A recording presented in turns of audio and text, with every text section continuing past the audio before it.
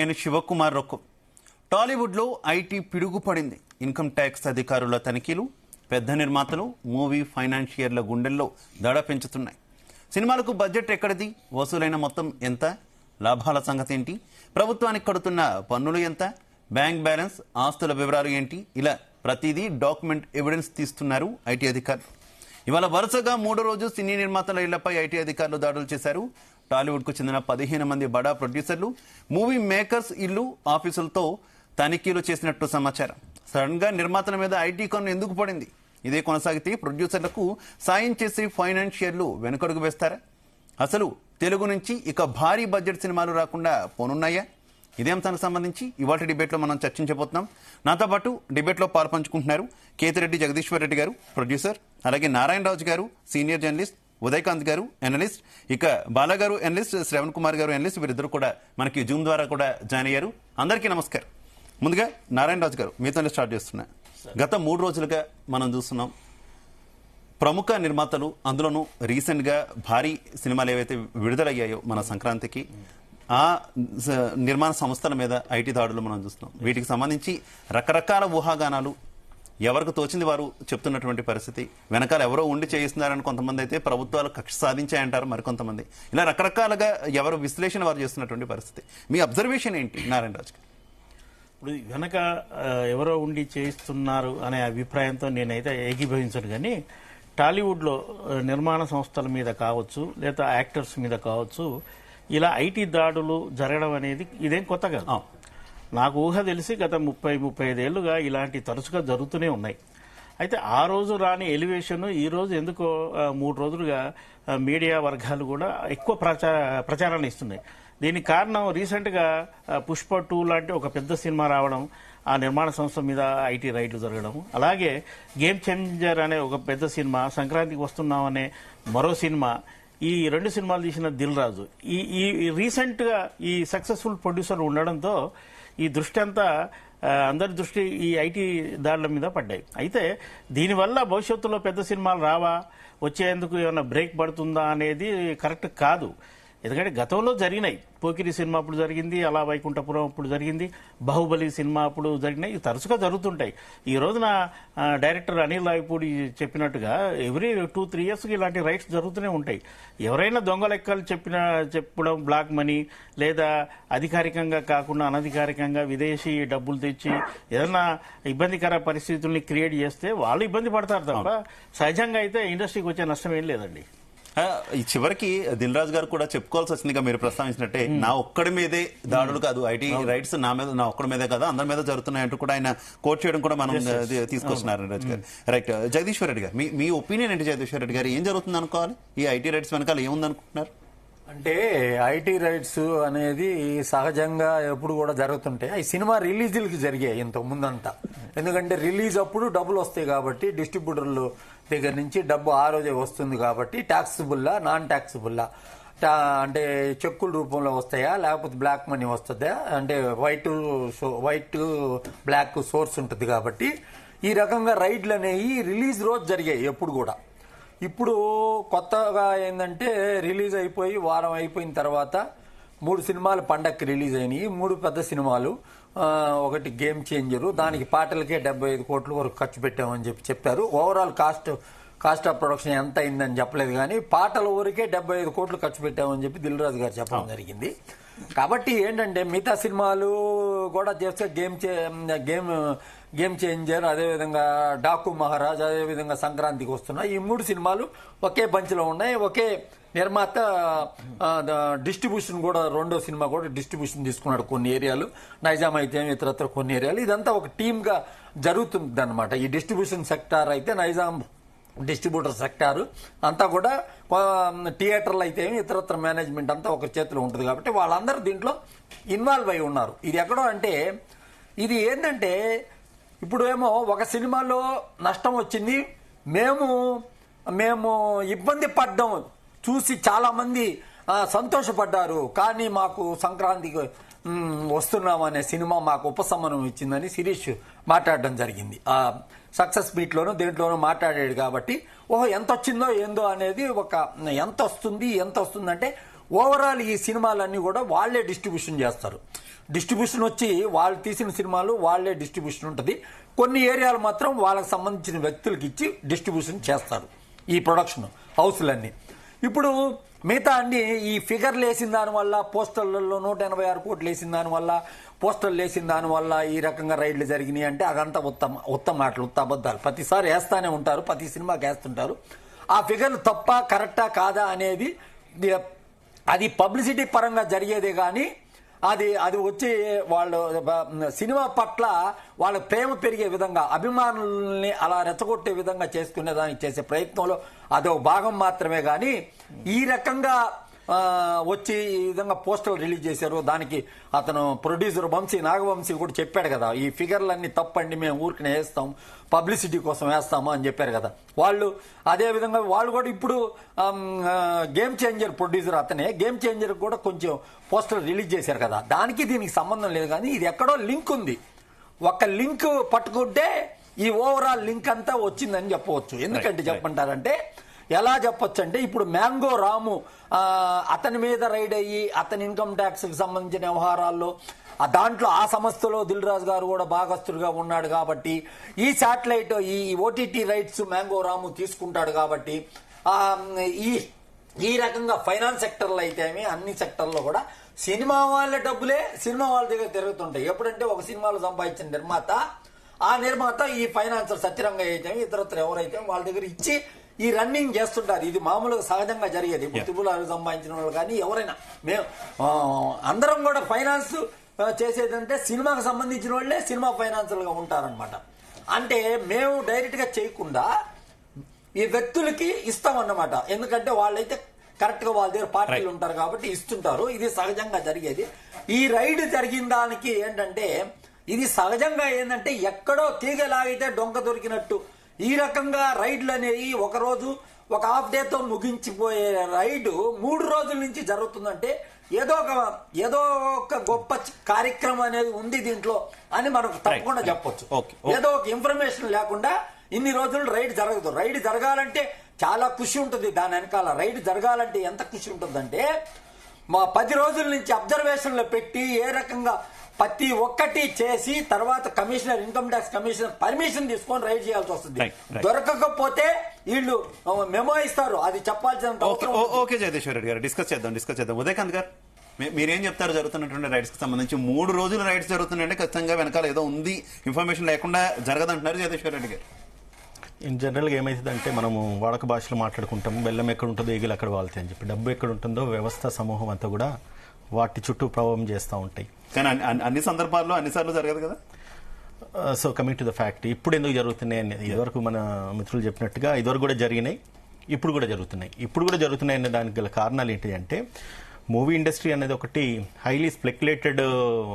అసలు చెప్పాలంటే ఇండస్ట్రీ అని కూడా దాన్ని అనడానికి లేదు. ఎందుకంటే వీళ్ళది ఎక్కడ కూడా ఇండస్ట్రియల్ సెక్టర్స్ లో ప్రభుత్వం నుంచి ఎటువంటి ఆమోదం పొందలేదు. సో కాబట్టి దాన్ని ఇండస్ట్రీ అని చాలా మంది వాడక భాషలో మాట్లాడుకుంటారు, కానీ అది ఇండస్ట్రీ అయితే కాదు అది. సో ఒకటి. దాని తర్వాత ఇది ఎందుకు కాదని చెప్తున్నానంటే, ఇండస్ట్రీ అన్నప్పుడు ఒకసారి ఇండస్ట్రియల్ దీంట్లో రిజిస్టర్ అయినా కానీ లేకపోతే ఎంపానల్ అయినా కానీ దానికి ఉండాల్సిన ప్రివిలేజెస్ ప్రభుత్వం నుంచి దక్కుతాయి. అండ్ ఈవెన్ ఇప్పుడు ఐటీ అంటే financial institutions, finance money flow ఎక్కడైతే ఉంటుందో మనీ ఫ్లోను బేస్ చేసుకొని ప్రభుత్వానికి ట్యాక్స్ కట్టాల్సిన అవసరము ప్రభుత్వం మీద, అంటే బిజినెస్ పీపుల్ మీద ఉంటుంది అండ్ ఇండస్ట్రియలిస్ట్ మీద ఉంటుంది. కానీ ఇక్కడికి వచ్చేసరికి ఎటువంటి శాంటిటీ లేని ఒక యూనిట్ కింద నడుస్తుందంటే అది ఫిలిం ఇన్స్టిట్యూషన్ అని మాత్రం అనొచ్చు. సో ఇక్కడ ఏమైతుంది, ఎప్పుడైతే ఒక సినిమా, ఇప్పుడు ఈ పుష్ప రిలీజ్ అయిందా లేకపోతే ఇంకొన్ని సినిమా లేదా నాకు పర్టికులర్ పేర్లు తెలియదు. పుష్ప అయితే మనకు బాగా కాంట్రవర్సీ అయిన మూవీ కాబట్టి నేను చెప్పదలుచుకుంది ఏంటంటే, ఒక సినిమా ప్రొడ్యూస్ చేయడానికి వీళ్ళు పెడుతున్న ఖర్చు 200-300 కోట్ల రూపాయలు. Over a period of time, అంటే విత్ ఇన్ నో టైం, అంటే ఎక్కడ కూడా రాని అంత ఇన్కమ్ ఈ రోజులు సినిమా ఇండస్ట్రీలలో వస్తూ ఉన్నది. ఇన్కమ్ ఎప్పుడైతే వస్తుందో దానికి ప్రభుత్వానికి ట్యాక్స్ కట్టాల్సిన బాధ్యత ప్రొడ్యూసర్స్ మీద ఉంటుంది. సేమ్ టైం హీరోయిన్ నటించే వాళ్ళు ఎవరైతే యాక్టర్సెస్ ఎవరైతే ఉంటారో వాళ్ళంతా కూడా ట్యాక్స్ కట్టాల్సిన బాధ్యత వాళ్ళ మీద ఉంటుంది. సో ఒకసారి సినిమా రిలీజ్ అయిన తర్వాత 100-200-300 కోట్లు పెట్టంగానే అది 1000 కోట్లకు పరిగెడతా ఉన్నది. పరిగెత్తిన తర్వాత అది ఏమైతుందంటే న్యూస్ ఛానల్స్లలో, ఇటువంటి మీడియా ఛానల్స్ లేకపోతే సోషల్ సోషల్ మీడియాలో అంతా కూడా బాగా న్యూస్ అంతా వైరల్ అయ్యేసి పుష్ప రిలీజ్ అయింది 1200 కోట్లు 1500 కోట్లు 1800 కోట్లు అనగానే ఆబ్వియస్లీ ప్రభుత్వం మీద అదొక ఇంపాక్ట్, అంటే ప్రభుత్వ యంత్రాంగం మీద కానీ ఇన్కమ్ ట్యాక్స్ డిపార్ట్మెంట్ మీద కానీ ఒక మెసేజ్ అయితే వెళ్తుంది ఏమని, ఇంత మనీ ఫ్లో ఉన్న యూనిట్ ఇండస్ట్రీ కాదు సినిమా పరిశ్రమ, ఏదైతే పరిశ్రమ what ever it is. So అక్కడ మనకు ప్రభుత్వానికి వచ్చిన ఆదాయం ఏంటిది, మరి వీళ్ళు ఇంత అప్పుడు అల్లు అర్జున్ కి 300 కోట్ల రెమ్యునరేషన్ ఇచ్చినారని, 300 కోట్ల రెమ్యునరేషన్ ఇస్తే మరి అల్లు అర్జున్ 100 కోట్ల ట్యాక్స్ కట్టినట్టు 30% 40% బ్రాకెట్ లో వీళ్ళు ఉంటారు, బట్ ట్యాక్స్ కట్టినట్టుగా ఇక్కడ న్యూస్ అయితే మనం వింటలేము. సో వన్స్ ఒక సినిమా రిలీజ్ అయింది 1200 కోట్లు వచ్చింది, మరి 1200 కోట్లు వచ్చినప్పుడు మరి 1200 కోట్లకు సమానంగా ప్రభుత్వానికి ట్యాక్స్ కట్టినారా వీళ్ళంటే కట్టలేదు. మనం వార్తలలో చూస్తా ఉన్నాము ఇంత ఆదాయం వచ్చిందని చెప్పి, వచ్చినప్పుడు ఆబ్వియస్లీ ఇన్కమ్ ట్యాక్స్ మౌనం వహించడం కూడా అది ఒక రకంగా నేరం అవుతుంది. అండ్ ఇంకోటి క్లియర్ చేయదలుచుకున్నాను, చాలా మంది ఇప్పుడు మన టీవీ ఛానల్లో కూడా చూస్తే సీఎం గారు, తెలంగాణ సీఎం రేవంత్ రెడ్డి గారి ఇమేజెస్ అంతా టెలికాస్ట్ చేస్తా ఉన్నారు. ఎటువంటి ఇన్కమ్ ట్యాక్స్ డిపార్ట్మెంట్ కి తెలంగాణ రాష్ట్ర ప్రభుత్వానికి ఎటువంటి సంబంధం అయితే ఉండదు అన్న విషయాన్ని కొంచెం గమనించాల్సిన అవసరం ఉన్నది. ఇది కేంద్ర ప్రభుత్వం అండర్లో ఉంటుంది కాబట్టి కేంద్ర ప్రభుత్వం యొక్క ఇన్కమ్ ట్యాక్స్ ఎంప్లాయీస్ ఎవరైతే వాళ్ళు తీసుకునే నిర్ణయాలు. సో ఎక్కడైతే స్పెక్యులేషన్స్ ఎక్కువ ఉన్నాయి కాబట్టి రైట్స్ జరిగిన తర్వాత ఇది ప్రభుత్వ బాధ్యత. ఇల్లీగల్ మనీ ఫ్లో ఎక్కడైతే ఉంటుందో అక్కడ ఆబ్వియస్లీ దానికి కట్టాల్సిన ట్యాక్సెస్ ఏవైతున్నాయో కట్టించుకున్న బాధ్యత ఇన్కమ్ ట్యాక్స్ డిపార్ట్మెంట్ ఉంటుంది. అందుకే రైట్స్. శ్రవణ్ కుమార్ గారు ఏం చెప్తారు, నిజంగా ఈ రైట్స్ వెనకాల ఏదో జరుగుతుంది అనేటటువంటి స్పెక్యులేషన్స్ నిజమంటారా? సహజంగా గతంలో అంటే ఒక 10 సంవత్సరాలకు పూర్వం కొంచెం ఆలోచిస్తే ఎట్లాంటి రాజకీయ ఆరోపణలు ఉండకపోయి, ముఖ్యంగా రాజకీయ ఆరోపణలు ఉన్నాయి. కానీ ఇప్పుడు జరుగుతున్నటువంటి ఈ దాడుల వెనక రాజకీయ కోణం ఉంది అని ఒక ఆరోపణ వస్తుంది. దానికి ప్రధానమైన కారణం ఏంటంటే దిల్ రాజు గారు రాజకీయ పదవి పొంది ఉండడం. అంటే ఇక్కడ మనం స్పష్టంగా చూస్తూ సార్ చెప్పినట్టు ఈ ఆదాయం, ఇన్కమ్ ట్యాక్స్, ఈడీలన్నీ కూడా సెంట్రల్ గవర్నమెంట్ ఆధ్వర్యంలో పనిచేస్తుంటాయి. ఈ మధ్య కాలంలో భారతీయ జనతా పార్టీ చేస్తున్నటువంటి ప్రతి రైడ్ కానీ, ఆ రైడ్ వెనక రాజకీయ ప్రయోజనం పొందడం కానీ, ఆ వ్యక్తులు, ఆ రైడ్ అయిన వ్యక్తులు ఆ తర్వాత భారతీయ జనతా పార్టీలకు మారడం కానీ, వాళ్ళకి అనుకూలంగా పనిచేయడం కానీ జరుగుతూ ఉంది. కాబట్టి రాజకీయ కోణం ఉందన్న చర్చ వస్తూ ఉంది. ఈ రాజకీయ కోణం ఉందా లేదా అని అంటే భవిష్యత్తులో దిల్ రాజు గారు భారతీయ జనతా పార్టీ మారితే ఖచ్చితంగా దీని వెనక రాజకీయ కుట్ర ఉందని చెప్పాల్సిన అవసరం ఉంటుంది. అంతవరకు అయితే ఇది ఒక ఆరోపణగాను లేదా గాసిప్ గాను చూడాల్సి. సహజంగా ఇన్కమ్ ట్యాక్స్ డిపార్ట్మెంట్ తనటువంటి దైనందిక కార్యక్రమాలు లేదా రొటీన్ లో భాగంగానే చేస్తుంటారు. ముఖ్యంగా అన్ని పరిశ్రమల మీద ముఖ్యంగా వాళ్ళ దగ్గర సమాచారం ఉండి ఉంటుంది. అట్లా రిఫ్లెక్షన్ వస్తుంది. అంటే ఇప్పుడు ఈ సంఘటనలో చూసుకుంటే మన మ్యాంగో వాళ్ళ యొక్క ట్రాన్సాక్షన్ లో దిల్ రాజు గారి ట్రాన్సాక్షన్ ఉంది కాబట్టి ఆయనను కూడా ఐడెంటిఫై చేశారు. కానీ ఈయన చిన్నవాడు ఎవరికి తెలియనివాడేం కాదు. జనరల్ గా ఏంటంటే వేరే రిఫ్లెక్షన్ నుంచి కూడా ఆ సమాచారంతో వాళ్ళ మీద కూడా కన్నేష్టపడుతుంది. ఈ రోజు అంటే సంక్రాంతి వెళ్ళిన తర్వాత మొన్నో రైడ్ జరిగిందని కనుక ఒక 2 నెలల ప్రాసెస్ ఉంటుంది ఇన్కమ్ ట్యాక్స్ డిపార్ట్మెంట్ లో. ఊరికేం కాదు. అంటే ఇప్పుడు పుష్ప 2 కలెక్షన్ వల్లనేనో లేకపోతే దాని వల్లనే జరిగిందని ఒక ఆరోపణ గానీ అనుమానంగానే అనిపిస్తున్నప్పటికీ సహజంగా ఇదంతా కూడా ఒక అర్ధరాత్రులు చేయడానికి చాలా తక్కువ అవకాశాలు ఉంటాయి. ఉండవని అంటలేదు, కొట్టిపడేయలేము, తక్కువ అవకాశం. అంటే ఈ విధంగా అంటే ఒక దిల్ రాజు గారు కానీ XYZ మీద రైడ్ చేయాలంటే ఆయన మదర్ సంస్థలు ఏంటి, ఆయన సిస్టర్ కన్సల్టెంట్స్ ఏంటి, బినామీ అకౌంట్లు ఏంటి, అంటే సిస్టర్ కన్సల్టెంట్ అంటే ఇంకో రకమైన వ్యాపారం పేరుతో నడిచేటువంటి వేరే పేరుతో కానీ ఇతర కంపెనీల ఏది మేక్ కంపెనీతో కలిపి ఉండే సంస్థలు, అలాగే బినామీ సంస్థలు ఏంటి, వాటికి ఈయన బ్యాంక్ ట్రాన్సాక్షన్ లో ఎన్ని ట్రాన్సాక్షన్ జరిగినాయి, ఏ కంపెనీ నుంచి వచ్చింది.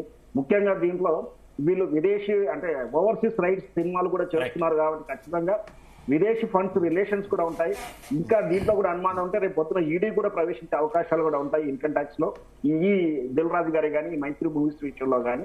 ఎందుకంటే బయట దేశాల్లో సినిమా అమ్మడం జరిగింది కాబట్టి అక్కడి నుంచి వచ్చిన అమౌంట్ లో ఏదైనా లావాదేవీల విషయంలో లాని అవేట్ చేస్తే ఏదైనా చేస్తే ట్రాన్సాక్షన్ ఖచ్చితంగా కూడా ఆ ట్రాన్సాక్షన్ ఫర్దర్ స్టెప్ లో ఉంటుండవచ్చు అని నా అంచనా ఉంది.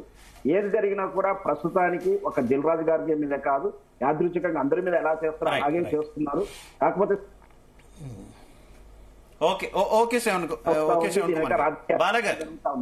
బాలగారు మీరేం చెప్తారు? ఎందుకు జరుగుతుంది అనుకోవాలి? 3 రోజులుగా కంటిన్యూస్ గా జరుగుతున్నటువంటి రైట్స్ కొన్ని అనుమానాలు అయితే వ్యక్తపరుస్తున్నారు కదా ప్యానలిస్టులు కూడా. ఒకటండి, ఇక్కడ రైట్స్ ఎందుకు జరుగుతాయంటే ప్రజలందరూ కూడా తెలుసుకోవాల్సింది, ట్యాక్స్ ఏవియేషన్ జరిగినప్పుడు ఎక్కువ శాతం ఇలాంటివి రైట్స్ అనేది కనెక్ట్ జరుగుతుంది. ఈ రైట్స్ ఎందుకు చేస్తారు అంటే, ఇప్పుడు సపోజ్ ప్యానెల్లో ఉన్న వ్యక్తులందరికీ తెలుసండి, మన దగ్గర ఒక మూలధనం అనేది ఉంటది. బేసిక్ గా ఒక మూలధనం ఏదైతే ఉంటుందో ఆ మూలధనాన్ని పెట్టుబడిగా పెట్టి మనం ఒక బిజినెస్ అనేది చేస్తాం. లేదు అంటే ఎక్కడి నుంచైనా అప్పు తీసుకొని చేయడం అనేది జరుగుతుంది. లేదు అంటే ఎవరైనా మన దగ్గర ఇన్వెస్ట్మెంట్ చేయాలి. అవి ట్రాన్స్పరెంట్ గా ఉంటాయి. ఎవరెంత ఇచ్చారు, ఎవరెంత తీసుకున్నారు, ఎవరెంత ప్రాఫిట్ తీసుకెళ్లారు, ఎవరెంత ఇంట్రెస్ట్ తీసుకున్నారు, దీని అన్నిటికీ కూడా టాక్సేషన్స్ అనేది ఉంటది. అంటే ఇంట్రెస్ట్ ఇచ్చినా ఉంటది, లేకపోతే వాళ్ళు ఎక్కడి నుంచి, అంటే ఇక్కడ ఇంకోటి మనం గమనించాల్సింది ఏంటంటే, లీగల్ ఇన్కమ్, ఇల్లీగల్ ఇన్కమ్ అని రెండు ఉంటాయండి. ఇన్వెస్ట్ చేసే అమౌంట్ ఏదైతే మనం లోన్ తీసుకుంటున్నామో అది లీగలైజ్డ్ ఇన్కమ్ ఉండాలి. ఈ లీగలైజ్డ్ ఇన్కమ్ లేకపోయినప్పుడే బ్లాక్ మనీ ఉండి ఇలాంటి ఇన్వెస్ట్మెంట్స్ చేయడము, దానికి వాళ్ళు ఎంఓయూలు రాసుకోవడము, కాంట్రాక్టులు రాసుకోవడము, లేకపోతే అగ్రిమెంట్స్ తీసుకోవడము, ఈ సినిమాల మీద ఇన్వెస్ట్ చేశామని చూపించడము, 100 కోట్లను దాని బడ్జెట్ చూపించడం. కానీ వాళ్ళ ఏదైతే అఫీషియల్ గా ఉన్న పాన్ కార్డ్ కంపెనీ ఉంటుందో ఆ కంపెనీలో అంత ట్రాన్సాక్షన్స్ ఉండవు. సో అందుకే ఇన్కమ్ ట్యాక్స్ డిపార్ట్మెంట్ ఏం చేస్తుందంటే, ఎవ్రీ 6 years లోపల, అంటే 7 years లోపల, 7 years దాటిపోతే బార్ ఉంటుంది కాబట్టి 7 years లోపల ఉన్న అసెస్మెంట్ రికార్డ్స్ మొత్తం అన్ని ఒకసారి తీసుకొని పర్సూ చేస్తుంది. దానికి ఒక ఇంటర్నల్ ఇంటెలిజెన్స్ డిపార్ట్మెంట్ ఒకటి ఉంటుంది. దాంతో పాటు సొసైటీలో కూడా కొంతమంది యాక్టివిస్టులు ఉంటారు, ఇన్కమ్ ట్యాక్స్ యాక్టివిస్టులు. వాళ్ళు ఏం చేస్తారంటే ఇన్ఫర్మేషన్ అనేది పాస్ చేస్తారు. వీళ్ళని ఇన్ఫర్మేన్స్ అంటారు. ఈ ఇన్ఫర్మేషన్ వీళ్ళందరూ ఏం చేస్తారంటే పాస్ చేస్తారు ఎవరికి, ఇన్కమ్ ట్యాక్స్ డిపార్ట్మెంట్ కి. పాస్ చేసిన తర్వాత వీళ్ళు రెగ్యులర్ గా మానిటర్ చేస్తుంటారు ఎవరెవరు ఇట్లాంటి ట్యాక్స్ విషయంస్ వాళ్ళు ఉన్నారు. ఇంకోటి మీరు చాలా మంది గమనించాల్సిన విషయం ఏంటంటే, వీళ్ళ ఇంట్లో ఉన్న డ్రెస్సులతో సహా, బనియన్లతో సహా లెక్కలేస్తారండి. కానీ ఎందుకో నాకు తెలిసి ఈ రైట్ లో అవన్నీ క్యాలిక్యులేట్ చేయట్లేదు వాళ్ళు. ఎందుకంటే ప్రాఫిట్, ఇన్కమ్ అండ్ ఎక్స్పెండిచర్ వచ్చిన తర్వాత ప్రాఫిట్ ఎంత వచ్చింది, వాళ్ళ క్యాపిటల్ ఎంత ఉంది, వాళ్ళు ఎంత ఎక్స్పెన్సెస్ పెడుతున్నారు, అది క్యాపిటల్ నుంచి పెడుతున్నారా, లేకపోతే వాళ్ళ కంపెనీ అకౌంట్స్ నుంచి ఎక్స్పెన్సెస్ వాళ్ళ పర్సనల్ కి చూపిస్తున్నారా, ఇవన్నీ చెక్ చేసుకుంటారు. చాలా మందికి తెలియని విషయం ఏంటంటే, కంపెనీ అకౌంట్ లో నుంచి వాళ్ళ ఇంట్లో సరుకులు, వాళ్ళ ఇంట్లో పని మనుషులకి డబ్బులు, లేకపోతే వీళ్ళ కార్ల ఎంజాయ్మెంట్, వీళ్ళ చాయ్లు, బిస్కెట్లు, తిండి గిండి మొత్తం కంపెనీలు వేసేస్తారు. అది ఇల్లీగల్, అది చాలా మందికి తెలియదు. సో ఇవన్నీ క్యాలిక్యులేషన్ చేసుకుని ఇన్కమ్ ట్యాక్స్ వాళ్ళు కూడా పర్సనల్ అకౌంట్ అనేది ఒకటి ఉంటుంది. అంటే ఇక్కడ గోల్డెన్ రూల్స్ అంటారు, personal account, real account, nominal account అని ఉంటుంది. అట్లా పర్సనల్ అకౌంట్ అనేది ప్రతి పర్సన్ కి ఒక పర్సనల్ క్యాపిటల్ అకౌంట్ ఉంటుంది. దాంట్లో చెక్ చేస్తారు అసలు ఇతనికి ఎంత ఇన్కమ్ వచ్చింది, ఎంత క్యాపిటల్ అమౌంట్ ఉంది, ఈయన ఎంత ఇన్వెస్ట్ చేస్తున్నాడు, బయట నుంచి ఎంత తీసుకొచ్చారు. ఫర్ ఎగ్జాంపుల్ ఒక సినిమా, ఒక ప్రాజెక్ట్ అనుకుందాం. ఆ ప్రాజెక్ట్ కి ఎంతమంది ఫైనాన్స్ చేశారు, ఎన్ని రూపాయలకి ఫైనాన్స్ చేశారు, ఆ ఫైనాన్స్ లీగల్ ఫైనాన్సా లేకపోతే ఇల్లీగల్ ఫైనాన్సా, ఎంత క్యాష్ వచ్చింది, ఎంత ఆన్లైన్ వచ్చింది, దానికి ఇంట్రెస్ట్ ఎంత మాట్లాడుకున్నారు, ఆ ఇంట్రెస్ట్ లీగలైజ్డ్ ఇంట్రెస్టా, ఇల్లీగల్ ఇంట్రెస్టా, ఇవన్నీ చెక్ చేస్తారండి. కానీ ఎందుకు వీళ్ళకి డౌట్ వచ్చిందంటే, ఇన్ని 100 కోట్ల రూపాయలు ఇన్వెస్ట్ చేసిన అమౌంట్ వాళ్ళ యొక్క బిజినెస్ అకౌంట్ చూస్తే అంత లేవు. సో యూజువల్ గా ఎవరికైనా డౌట్ వస్తుంది, ఓహో ఇంత లేని అకౌంట్ కి వీళ్ళ కెపాసిటీ ఎక్కడి నుంచి వచ్చింది, ఎలా ఇన్వెస్ట్ చేశారు, సో ఇది ఖచ్చితంగా ఏదో ఫిషీ ఉంది ఇక్కడ అనేది గమనించే. ఇంకోటి ఏంటంటే వాళ్ళు రూటింగ్ చూస్తారు. ఇక్కడ ఇంకా ఈడీ కూడా ఇన్వాల్వ్ అవ్వాలి. యాంటీ మనీ లాండరింగ్ అనేది కూడా ఇక్కడ ఉంది. మనీ లాండరింగ్ అనేది ఇక్కడ జరుగుతుంది కాబట్టి ఈడీ కూడా ఇన్వాల్వ్ అయ్యి వీళ్ళ మొత్తం ఇన్వెస్టిగేషన్ చేస్తే ఇది మళ్ళీ ఏ మినిస్టర్ దగ్గరకో ఏ పొలిటీషియన్ దగ్గరకో వెళ్ళి దీని యొక్క కూబీ కదులుతుంది. సో అందుకనేసి వీళ్ళు ఏంటంటే రైట్లు జరిగిన ఇమీడియట్ గా ఆఫీసర్లతో మాట్లాడుకుని దాని లావాదేవీలు సెట్ చేసుకోవడానికి ట్రై చేస్తుంటారు. కానీ ఇప్పుడు ఈ రోజు ఈ రైట్ లో మాత్రం ఖచ్చితంగా దీని సూత్రధారుడు ఎవరైతే ఉన్నారో దీని వెనకాల వాళ్ళు బయటకు వచ్చే అవకాశాలు అయితే ఉంటాయి. ఎందుకంటే ఇన్కమ్ ట్యాక్స్ డిపార్ట్మెంట్ కూడా చాలా సీరియస్ గా దీన్ని ఎంక్వైరీ చేస్తుంది. Right, okay. నారాయణ రాజు గారు, పొలిటికల్ యాంగిల్ కూడా ఉంది అనేటటువంటి అనుమానాన్ని శ్రవణ్ కుమార్ గారు వ్యక్తపరిచినటువంటి పరిస్థితి. ముఖ్యంగా దిల్ రాజు గారు కాదండి, మీడియాలో ఇంకో స్పెక్యులేషన్ కూడా ఉంది. మన మైత్రి మూవీస్ కి అయితే ఆంధ్రప్రదేశ్ కి సంబంధించిన ఒక మినిస్టరు, అలానే ఇంకొక ఇప్పుడు మన దిల్ రాజు గారికి ఓకే బాల గారు డిస్కస్ చేద్దాం. ఇవే అనుమానాలు, దాదాపుగా ఇవే అనుమానాలు ఉంటున్నటువంటి పరిస్థితి. పొలిటికల్ యాంగిల్ ఉంది, లేదంటే ఆయన కొంత కాంగ్రెస్ ప్రభుత్వానికి, ఇక్కడ ఉన్నటువంటి ప్రభుత్వానికి దగ్గరగా ఉన్నారు కాబట్టి కేంద్రం ఏదైనా వెనకాల ఉంది అనేటటువంటి అనుమానాలు. ఏమనుకోవాలి? ఇండస్ట్రీకి సంబంధించి ఏ రకమైనటువంటి యాక్షన్ తీసుకున్నా కూడా ఆంధ్రాలోనో తెలంగాణలోనో కేంద్రంలోనో ఏదో ఒక ప్రభుత్వం ఇబ్బంది పెడుతుంది అనేటువంటి కామెంట్స్ గత కొంతకాలంగా మనం ఎక్కువగా చూస్తున్న సిచ్యువేషన్ కదా. నిజంగా పరిస్థితి ఉందంటారా మీరు? ఇప్పుడు దిల్ రాజు ప్రస్తావన వస్తే మనకు ఆయన కాంగ్రెస్ పార్టీకి సంబంధించిన వ్యక్తి అని మనం పేర్కొంటున్నాం. మరి అదే మైత్రి మూవీస్ లో 3 ప్రొడ్యూసర్స్ ఉంటారు. కాంగ్రెస్ కు సంబంధించిన చాలా మంది ఎట్లా పేర్కొంటున్నారు ఒక మాట చెప్పండి సార్. దిల్ రాజు గారు కాంగ్రెస్ పార్టీ వ్యక్తి అని చెప్తున్నారు. ఎందుకంటే అవసరం కూడా ఉంది పొలిటికల్ పార్టీ. ఏ సినిమాకైనా ప్రొడ్యూసర్ మూలధనం అన్నారు కదా, మూలధనం అంటే తన బ్యాంక్ బ్యాలెన్స్ నుంచే పెట్టుబడి పెట్టారు. ఈ స్టార్ కాంబినేషన్ సినిమాలు తీసేటప్పుడు, ఈ నైజాం బిజినెస్ చేసినప్పుడు కొంత పెట్టుబడి వస్తుంది. ఓవర్సీస్ చేసినప్పుడు, ఆంధ్రలో జిల్లా వారీగా చేసినప్పుడు, లేదా కర్ణాటక, ఒరిస్సా ఇలా అమ్మినప్పుడు డబ్బులు వస్తుంటాయి. ఇవన్నీ పెట్టుబడే. కేవలం ప్రొడ్యూసర్ దగ్గర ఈ 300 కోట్ల సినిమా తీశాడు కాబట్టి 300 కోట్లు ఆయన దగ్గర లేదుగా అని మనం అలా చూడకూడదు. ఫైనాన్షియల్ వ్యవస్థ అనేది మొదటి నుంచి ఉంది సినీ రంగంలో. అయితే ఈ ఐటీ దాడులు ఇప్పుడు సోదరుడు చెప్పినట్టు దీని వెనక అంత డెప్త్ ఉంటే ఉండొచ్చు. నేను అంత స్టడీ చేయలే ఇన్కమ్ ట్యాక్స్ డిపార్ట్మెంట్ వ్యవహారాలు. అయితే నా అభిప్రాయం ఏంటంటే ఈ మధ్య మనం సౌత్ నుంచి ఒక అద్భుతమైన సినిమాలను మనం అందిస్తున్నాం, అంటే పాన్ ఇండియా సినిమాలను అందిస్తున్నాం. ఈ సినిమాల ప్రభావం దేశవ్యాప్తంగా ఉంటుంది. ఇది హిందీ రంగంలో అంటే బాలీవుడ్లో ఉన్న చాలా మంది అక్కడ మీడియేటర్లు కావచ్చు, ప్రొడ్యూసర్లు కావచ్చు, సంథింగ్ ఫైనాన్షియల్ వాళ్ళందరూ కూడా మన తెలుగు సినిమాల్లో పెట్టుబడి పెడుతున్నారు. ఇలా వ్యవస్థ ఒక దిల్ రాజుతోనే పోలేదు. ఇక్కడ దిల్ రాజు నుంచి అది నార్త్ కూడా వెళ్ళింది. చాలా మంది ఇన్వాల్వ్ అవుతున్నారు. ఇదంతా వైటే అనేది నేను అభిప్రాయపడతాను. ఎందుకంటే వైట్ ట్రాన్సాక్షన్సే ఇండియాలో మన సినిమా రంగంలో జరుగుతుంటాయి. ఆర్టిస్టుల పేమెంట్లు కూడా ఎక్కువగా వైట్ గానే ఇస్తుంటారు. ఉదాహరణకు ఒక 1 year బ్యాక్ ఈ ఇన్కమ్ ట్యాక్స్ అధికారులే ఫిల్మ్ ఇండస్ట్రీతో ఒక మీటింగ్ కూడా పెట్టారు. ఇక్కడ ఈ జిఎస్టీ నిబంధనలు కొందరు ప్రొడ్యూసర్లకు అర్థం కాకపోవడం వల్ల దాన్ని వివరించి మీరు ఈ పని చేస్తే మేము మీ దగ్గరికి వచ్చే అవసరం ఉండదన్న ఒక కాన్ఫరెన్స్ కూడా చేశారు. అయినప్పటికీ దాడులు జరగడం అంటే దిల్ రాజుకు లాస్ట్ ఇయర్ కాదు, బిఫోర్ లాస్ట్ ఇయర్ కూడా జరిగింది. మహేష్ బాబు మీద జరిగింది, నాగార్జున మీద జరిగింది, మైత్రి మూవీస్ ఇంతకుముందు కూడా జరిగింది. అంతకుముందు అలా వైకుంఠపురం తీసిన ప్రొడ్యూసర్లు సితారా ఎంటర్టైన్మెంట్, ఆయన ఏ పార్టీకి చెందిన వ్యక్తి కాదు, వాళ్ళ మీద కూడా జరిగింది. దీన్ని ఏమో ప్రత్యేకంగా చూడొద్దు. ఇంకా వెనక్కి వెళ్తే నాటి మహానటి సావిత్రి దగ్గర నుంచి జరిగినాయి. దీన్ని ఇప్పుడు ఏదో పొలిటికల్ వేరే యాంగిల్ ఉందా అన్నది సోదరులు చెప్పాలి, కానీ ఇండస్ట్రీలో జరిగే వ్యవహారాలు మాత్రం నేను చెప్తున్నా.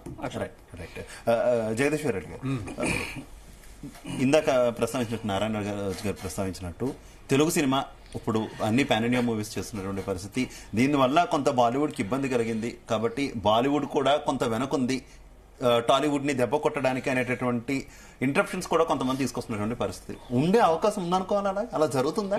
సినిమా అంతా కూడా ఒకటైపోయింది అని మనం చెప్పుకుంటున్నాం కదా. వాళ్ళే ప్రజెంట్ చేస్తున్నారు కదా. జీ సినిమా ఈ పిక్చర్ గేమ్ చేంజర్లు ప్రజెంటర్స్ వాళ్ళు నార్త్ ఇండియాలో కొన్ని ప్రదేశాల్లో రిలీజ్ అది ఇది దానికి చేస్తారనమాట. కొన్ని కార్పొరేట్ స్టైల్ కదా ఇప్పుడంతా. ఏంటంటే కార్పొరేట్ స్టైలు షేర్ హోల్డర్స్ ఉంటారు కాబట్టి కార్పొరేట్ వాళ్ళు ఇన్వాల్వ్ అవుతారు. ఎందుకంటే వాళ్ళు హిస్టరీ చూపించినప్పుడు తెలుగులో మేము ఈ సినిమా తీసాం, ఆ సినిమాకి కో ప్రొడక్షన్ మాకుంది అని చెప్పి చూపించి షేర్ వాల్యూ పెరిగే దానికోసం చేసే ఒక వ్యాపారంలో అదొక భాగం. ఇదొక భాగం. ఇప్పుడున్న సినిమాలో జరిగే భాగం అదొక భాగం.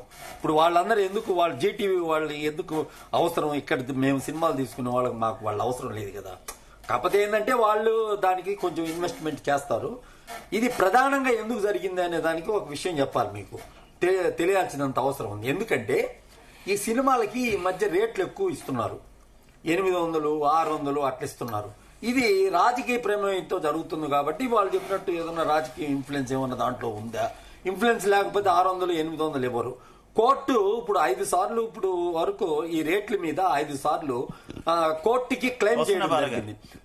కోర్టు ఏం చెప్పిందంటే, కోర్టులో ఇచ్చిన దాంట్లో రెస్పాండెంట్స్ గా income tax department, GST department, అదే విధంగా ఈడీ కూడా ఒక పార్టీలుగా ఉన్నారు. రెస్పాండెంట్స్ అంటే ఏంటంటే ఈ రేట్లు పెంచుతున్నారు, 100 కోట్ల పైన బడ్జెట్ ఉన్న సినిమాలకి పెంచాలి రేట్లు అని అన్నప్పుడు వీళ్ళు ఈ 100 కోట్లు సబ్మిట్ చేస్తున్నారా, హీరోయిన్లకి ఎంత ఇస్తున్నారు, వాళ్ళ రెమ్యునరేషన్ కాకుండా కాస్ట్ ఆఫ్ ప్రొడక్షన్ 100 కోట్లు ఉండాలా అని చెప్పి ఆంధ్రప్రదేశ్ లో ఒక రూల్ ఉంది. ఆ రూల్ బేస్ చేసి కోర్టు రెస్పాండెంట్స్ గా వీళ్ళందరికీ నోటీసులు ఇవ్వడం జరిగింది. ఎవరికి? ఇన్కమ్ ట్యాక్స్ డిపార్ట్మెంట్ కి. వీళ్ళందరికీ మొన్న రీసెంట్ గా గేమ్ చేంజర్ అప్పుడు వేస్తే అప్పుడు ఇచ్చారు. అప్పుడు ఇచ్చినప్పుడు ఏంటంటే అది ఆటోమేటిక్ గా ఢిల్లీకి వెళ్తుంది. అది రెస్పాండెంట్ అయితే ఢిల్లీకి వెళ్తుంది, ఢిల్లీ నుంచి ఇక్కడికి వచ్చి ఉంటుంది ఆ పేపర్ వచ్చి ఉంటుంది. కాబట్టి ఎలా వస్తుంది వీళ్ళకి డబ్బులు అనే దాని మీద, ఎట్లా వస్తున్నాయి డబ్బులు అనే దాని మీద బేసిక్ గా చెప్పాలంటే ఇన్వెస్ట్మెంట్ దశగా చేస్తాలంటే ఫిల్మ్ అనేది ఒక సెక్టార్ ఆఫ్ పీపుల్ అనమాట, ఒక ఫ్యామిలీ మెంబర్స్ లాగా. ఒక్క విషయం చెప్పండి జగదీశ్వర్ రెడ్డి గారు, మీరు ప్రొడ్యూసర్ అసలు ఏంటి ఈ కలెక్షన్ల విషయం ఏంటి? ఇంత ముందు సినిమా అంటే ఇన్ని రోజులు ఆడింది, అన్ని రోజులు ఆడింది, అన్ని సెంటర్లు ఆడింది అని ఈ రకమైనటువంటి ఒక లెక్క ఉండేది. ఇప్పుడు మొదటి రోజు ఇన్ని కోట్లు వసూలు చేసింది, రెండో రోజు ఇన్ని కోట్లు వసూలు చేసింది, లేదంటే ఓవర్సీస్ లో సినిమా రిలీజ్ కంటే ముందే ఇన్ని కోట్లు మాకు ఆల్రెడీ వచ్చేసినాయి. ఈ సంఖ్య ఏంటి? ఈ ఫిగర్లన్నీ ఏంటి? అలాగే హీరోలకు కూడా 300 కోట్లు ఇచ్చాం, హైయెస్ట్ పెయిడ్ యాక్టర్. ఇది కొంత గొప్పలు పోవడం వల్ల కూడా ఇలాంటి ఇబ్బందులు వస్తున్నాయంటే ఒప్పుకుంటారు? దాని వల్ల కాదు. ఓకే. అది బేసిక్ గా చెప్పాలంటే దానివల్ల ఎక్కువ చెప్పిన దానివల్ల కాదు, ఫిగర్లు కాగితాల్లో ఉండాలి కానీ ఏం చెప్పినా పబ్లిసిటీ కోసం అని చెప్పి already income tax department request చేస్తున్నారు. ఇక్కడ ఎక్కడ జరుగుతుందంటే ఈ జిఎస్టీ పే ప్రతి ఒక్క ఆర్టిస్ట్ గానీ ప్రతి ఒక్కరి పేమెంట్ ఇచ్చినప్పుడు జిఎస్టీ కట్ చేయాలి. జిఎస్టీ కట్ చేసి జిఎస్టీని గవర్నమెంట్ రెమిట్ చేయాలి కదా, రెమిట్ చేస్తున్నారా లేదా అనేది కూడా ఒక సమస్య. ఇప్పుడు టికెట్ అయితే ఆటోమేటిక్ గా టికెట్ కట్ చేసినప్పుడు జిఎస్టీ వెళ్ళిపోద్ది ఆటోమేటిక్ గా 18%. బట్ ఈ పేమెంట్లు ఇచ్చిన దాంట్లో అంతా జిఎస్టీ కట్ చేయాలి. ప్రతి ఒక్కరికి ఇచ్చినప్పుడు వాళ్ళకి టిన్ నెంబర్ ఉంటే అవసరం లేదు కానీ లేకపోతే జిఎస్టీ అనేది కట్ చేయాలా. ప్రతి ఒక్కరికి ఇచ్చే ఆర్టిస్టులకు ఇచ్చే పేమెంట్ కానీ ఏ పేమెంట్ అయినా కూడా జిఎస్టీ కట్ చేయాలా. కట్ చేయాలి, కట్ చేస్తున్నారా లేదా అని తెలియాల్సి ఇవన్నీ కూడా ఒక ఆధారాలు ఉండొచ్చు. బేసిక్ థింగ్ ఏంటంటే ఇది వచ్చి ఇప్పుడు కాదు, ఇప్పుడు జరిగే వ్యవహారం. బాలగారు ఏదో పాయింట్ యాడ్ చేస్తారంట. బాలగారు జగదీశ్వర్ రెడ్డి గారు, మీరు కొంచెం తప్పు చెప్తున్నారు. ఆర్టిస్టులకి సర్వీస్ కి ఇచ్చే దాంట్లో జిఎస్టీ కట్ చేయరండి. ఎందుకు కట్ చేయరు? కట్ చేస్తారు. ఎందుకు కట్ చేయరు? జిఎస్టీ కట్ చేస్తారు. చూసుకో నువ్వు. ఎవరికి ఇచ్చే పేమెంట్లు అయినా ప్రతి ఒక్క రూపాయి ఇప్పే లైట్ మ్యాన్ కి ఇచ్చే దాంట్లో కూడా జిఎస్టీ కట్ చేస్తారు. అది చిన్న ఆర్టిస్టులకి ఇచ్చే దాంట్లో కట్ చేయరు. పెద్ద ఆర్టిస్టులకి వాళ్ళు ట్యాక్స్ లిమిట్ దాటిపోతారు కాబట్టి వాళ్ళకి డబల్ ఉంటది. జిఎస్టీ కట్ చేస్తారు. వాళ్ళు జిఎస్టీ రూపంలో చూపించుకున్నారనుకో, వాళ్ళకి ఒక నెంబర్ ఉందనుకో, అప్పుడు కట్ చేయరు. నీకు చెప్తాను నేను మాకు తెలుసు కదా. వాళ్ళు కానీ టిన్ నెంబర్ ఉంటే వాళ్ళ దగ్గర మేము కట్ చేయము. వాళ్ళ దగ్గర కానీ నెంబర్ లేకపోతే ఖచ్చితంగా మేము కట్ చేసి మేము గవర్నమెంట్ కి ఇస్తే వాళ్ళు క్లెయిమ్ చేసుకునేదానికి హక్కు ఉంటుంది. ఎవరికి? వాళ్ళకు ఉంటుంది హక్కు. టీడీఎస్ కాదు, జిఎస్టీ కూడా అంతే. చూసుకో కావాలంటే మేము ప్రతి ఒక్క దాంట్లో జిఎస్టీ కట్ చేస్తాం కదా.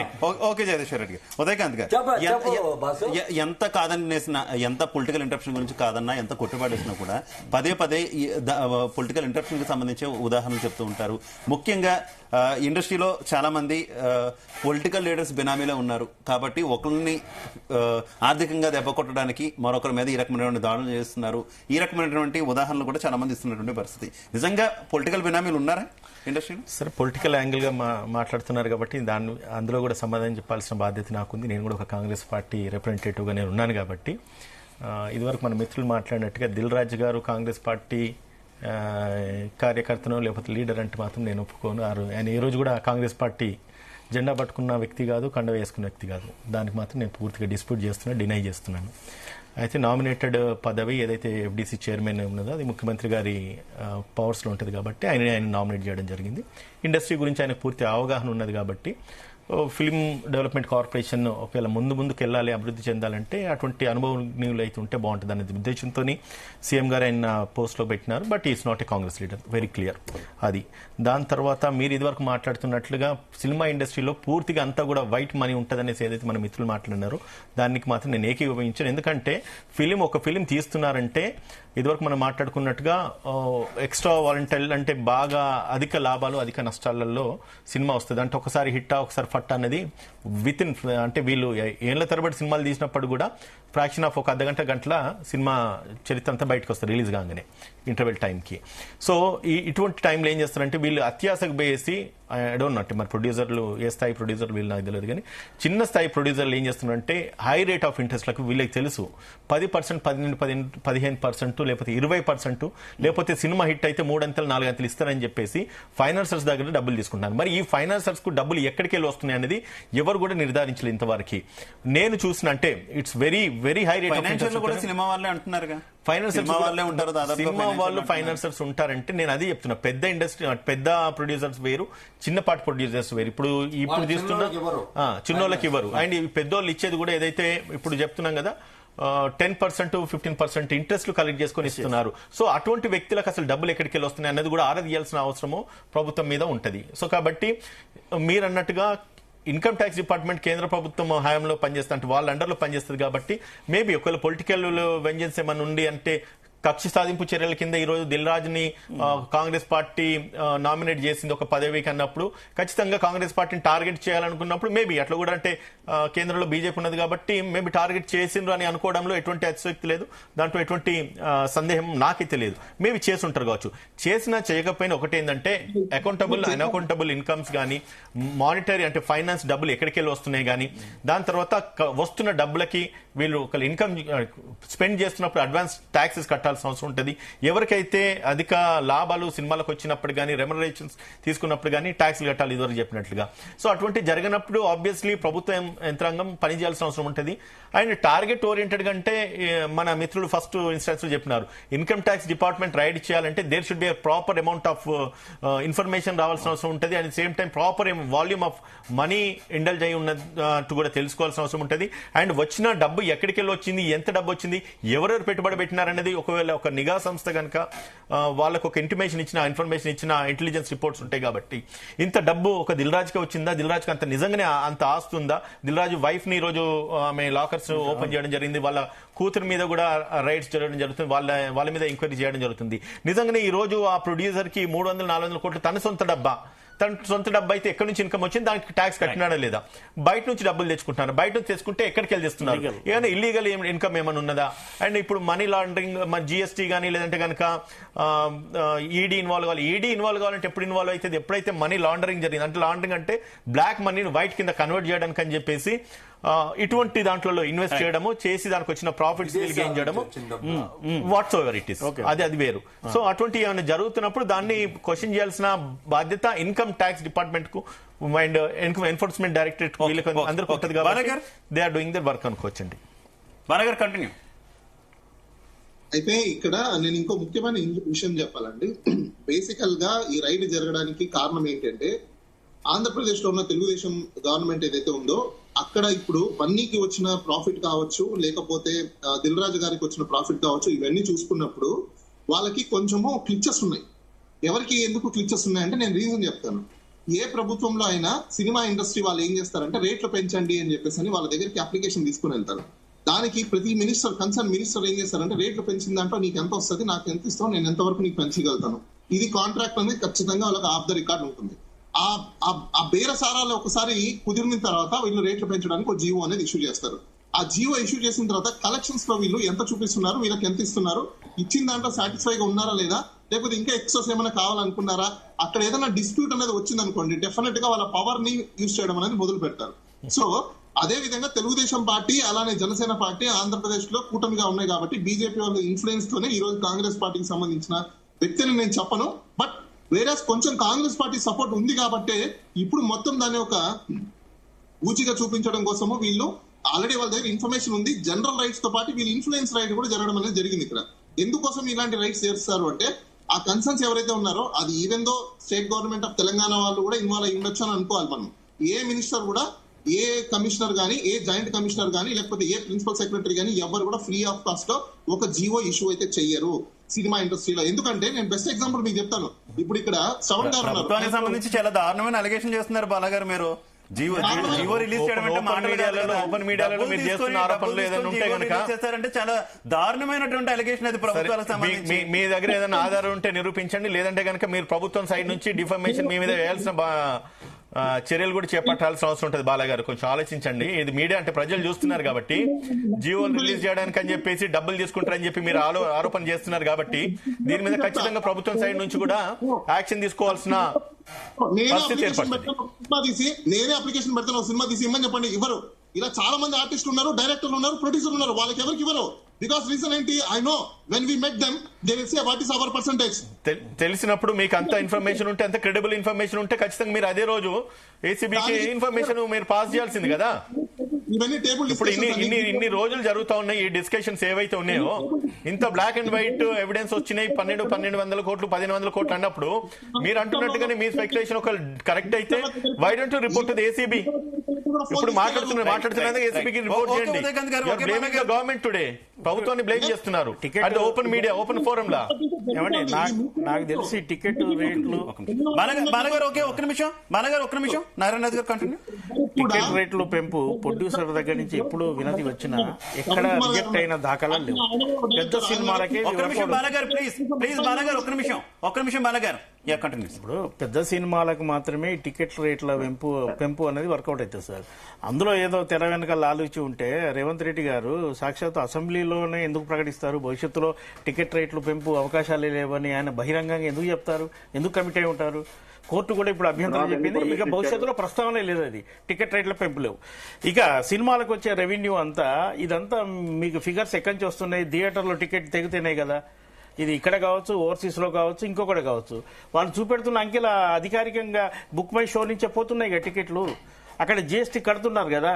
మరి ఇది ఈ కలెక్షన్స్ అబద్ధం అని, ఫేక్ అని ఎలా అంటారు?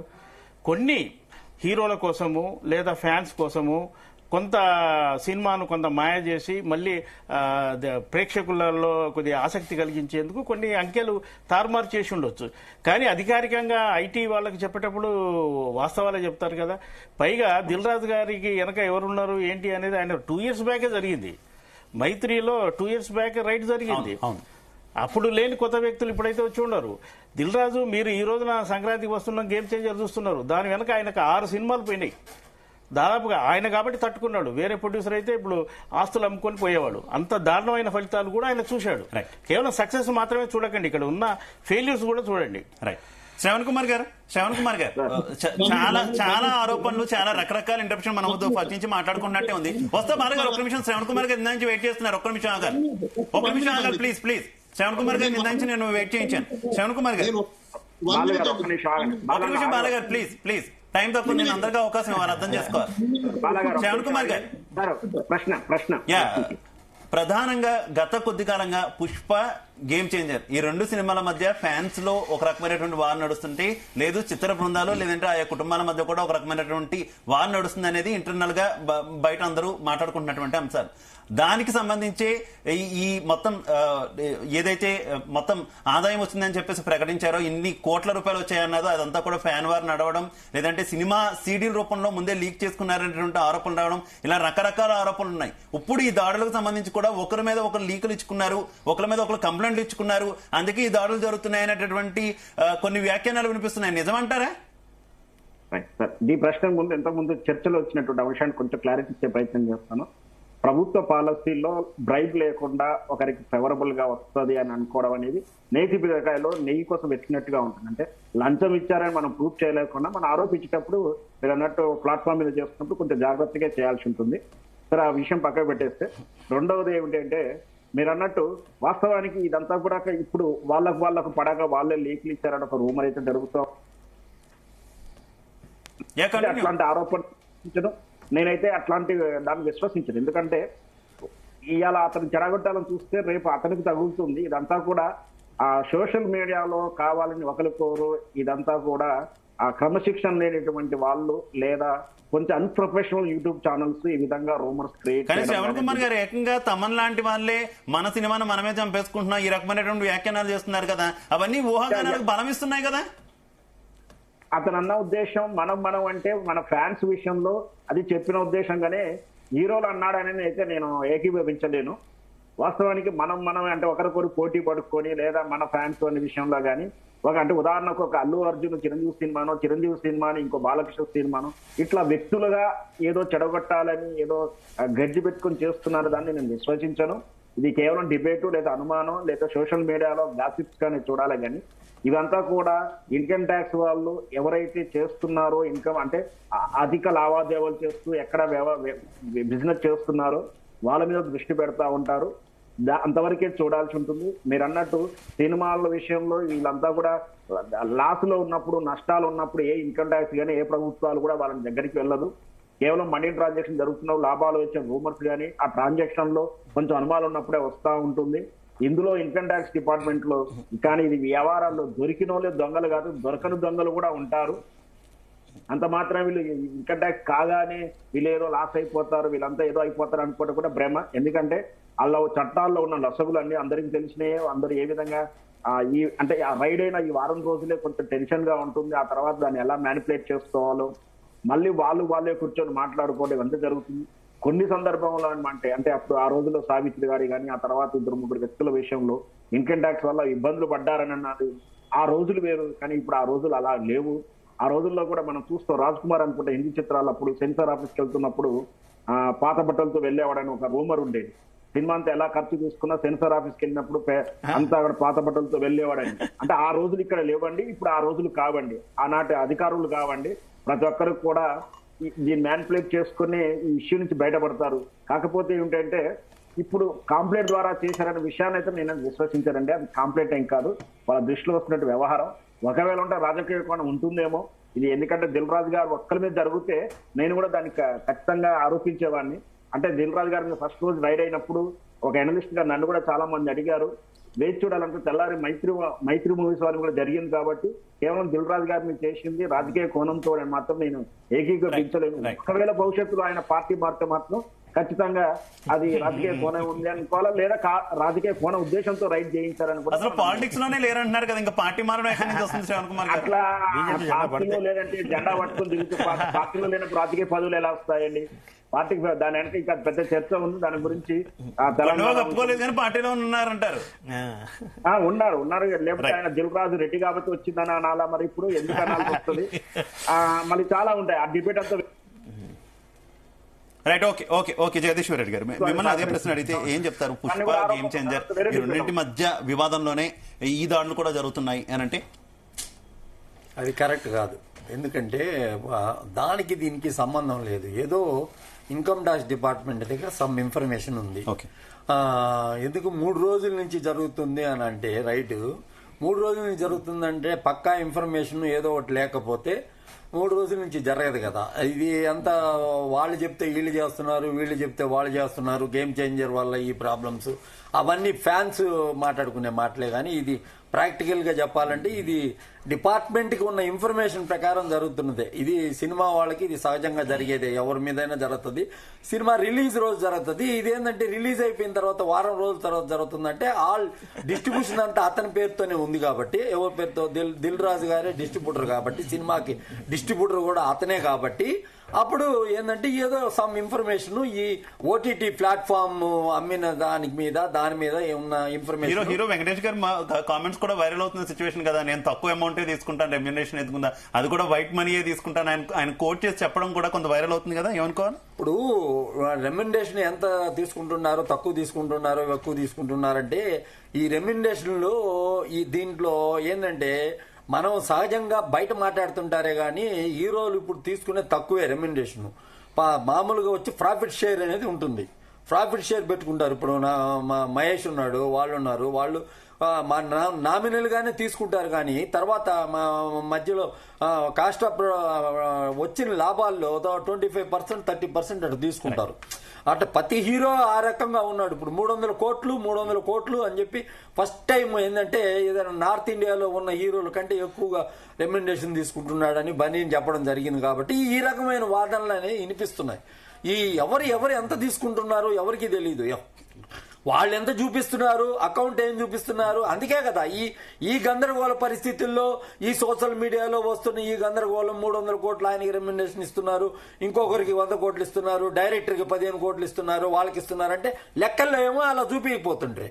ఇప్పుడు లెక్కలు అంతకుముందు సబ్మిట్ చేసిన లెక్కలు ఉంటాయి కదా, లెక్కలేమో అంతకుముందు చేసిన లెక్కలు ఉంటాయి కదా, వాటిల్లో ఏమో అంత రెమ్యునరేషన్ రాలేదు. రజనీకాంత్ కూడా జైలర్ సినిమాకు 200 కోట్లు తీసుకున్నాడు అన్నారు. ఆ తర్వాత సినిమా సక్సెస్ అయినాక మళ్ళీ 100 కోట్లు అదనంగా ఇచ్చారని చెప్పారు. ఇప్పుడు ఆర్టిస్ట్ తమిళ్ విజయ్ లేదా కమల్ హాసన్ వీళ్ళందరూ 100 తీసుకుంటున్నారని ప్రచారంలో ఉంది. అది ఎంతవరకు నిజం అనేది వేరే విషయం. అలాగే అల్లు అర్జున్ది ఉంది. సార్ చెప్పినట్టు అందులో షేర్ పార్ట్నర్షిప్, వాళ్ళు పెట్టుబడి పెట్టినట్టే వాళ్ళు రెమ్యునరేషన్ లేకుండా సినిమాలు యాక్ట్ చేస్తున్నారు. అసలు దీంట్లో ఉన్న బేసిక్ థింగ్ ఏంటంటే ₹1 తీసుకోకుండా వాళ్ళు యాక్ట్ చేస్తారు. ₹1 తీసుకోకుండా యాక్ట్ చేస్తారు. పెద్ద హీరో కానీ డేట్లు ఇస్తే, కథ నచ్చి డేట్లు ఇస్తే పెట్టుబడి అనేది ఉండదు. ఇది డిస్ట్రిబ్యూటర్ల నుంచి అడ్వాన్సుల రూపంలో వచ్చే డబ్బు, అదే విధంగా ఫైనాన్స్ దగ్గర నుంచి తీసుకునే 25%, 30%, నిర్మాత ఆయన పెట్టేది 10%. ఇంత పెద్ద సినిమాకి 450 కోట్ల సినిమా తీస్తే ఆయన పెట్టే 10%. ఆ 10% కూడా